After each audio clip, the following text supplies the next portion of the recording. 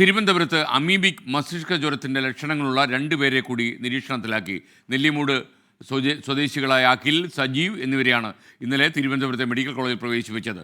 ചികിത്സയിലുള്ള യുവാക്കൾക്കൊപ്പം കുളത്തിൽ കുളിച്ചവരാണ് ഇരുവരും. MG പ്രതീഷ് ചേരുന്നു. പ്രതീഷ്, ഗുഡ് മോർണിംഗ്, പറയൂ. SKN good morning. തിരുവനന്തപുരത്ത് നിലവിൽ അമീബിക് മസ്തിഷ്ക ജ്വരം സ്ഥിരീകരിച്ചത് 6 പേർക്കാണ്. നിലവിൽ തിരുവനന്തപുരം മെഡിക്കൽ കോളേജിൽ 7 പേർ ചികിത്സയിൽ ഉണ്ട് എന്നതാണ് ആശുപത്രി അധികൃതർ അറിയിക്കുന്നത്. നേരത്തെ മരിച്ച തിരുവനന്തപുരം നെയ്യാറ്റിൻകര നെല്ലിമൂട് സ്വദേശിക്കും രോഗം സ്ഥിരീകരിച്ചിരുന്നു. ഇതിന് പുറമെയാണ് മറ്റ് 5 പേർക്ക് കൂടി രോഗം സ്ഥിരീകരിച്ചത്.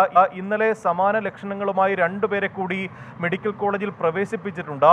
ഈ നെയ്യാറ്റിൻകര നെല്ലിമൂട് സ്വദേശികൾക്കൊപ്പം തിരുവനന്തപുരം പേരൂർക്കട സ്വദേശിക്കും രോഗം സ്ഥിരീകരിച്ചിട്ടുണ്ട് എന്നതാണ് നിലവിൽ ആരോഗ്യവകുപ്പ് അറിയിക്കുന്ന കാര്യം. പക്ഷേ പേരൂർക്കട സ്വദേശിക്ക് എവിടെ നിന്നാണ് രോഗം പിടിപെട്ടത് എന്ന കാര്യം ഇപ്പോഴും വ്യക്തമല്ല. ബാക്കിയുള്ളവർ നെയ്യാറ്റിൻകരയിലെ നെല്ലിമൂട് ഭാഗത്തുള്ളൊരു കുളത്തിൽ കുളിച്ചുവെന്ന് ആരോഗ്യവകുപ്പ് കണ്ടെത്തി. അതിനെ തുടർന്ന് ഈ കുളം ആരോഗ്യവകുപ്പ് സീല് ചെയ്തിട്ടുമുണ്ട്. നിലവിൽ ഇവരുടെ ആരോഗ്യനില തൃപ്തികരം എന്നതാണ് ആശുപത്രി അധികൃതർ അറിയിച്ചിരിക്കുന്നത്. 7 പേർ നിലവിൽ നിരീക്ഷണത്തിൽ കഴിയുന്നുണ്ട്. ഇതിനായി പ്രത്യേക ICUവും സജ്ജമാക്കിയിട്ടുണ്ട്. ഈ രോഗികളുടെ എണ്ണം വർദ്ധിക്കുന്ന ഒരു സാഹചര്യം ഉണ്ടായാൽ പ്രത്യേക വാർഡ് മെഡിക്കൽ കോളേജിൽ ആരംഭിക്കുമെന്നതാണ് നിലവിൽ ആരോഗ്യ വകുപ്പ് അറിയിച്ചിരിക്കുന്നത്. ഈ സമാന ലക്ഷണങ്ങളുള്ള കൂടുതൽ പേരെ ഈ കഴിഞ്ഞ ദിവസങ്ങളിലാണ് വീണ്ടും മെഡിക്കൽ കോളേജിലേക്ക് പ്രവേശിപ്പിച്ചത്.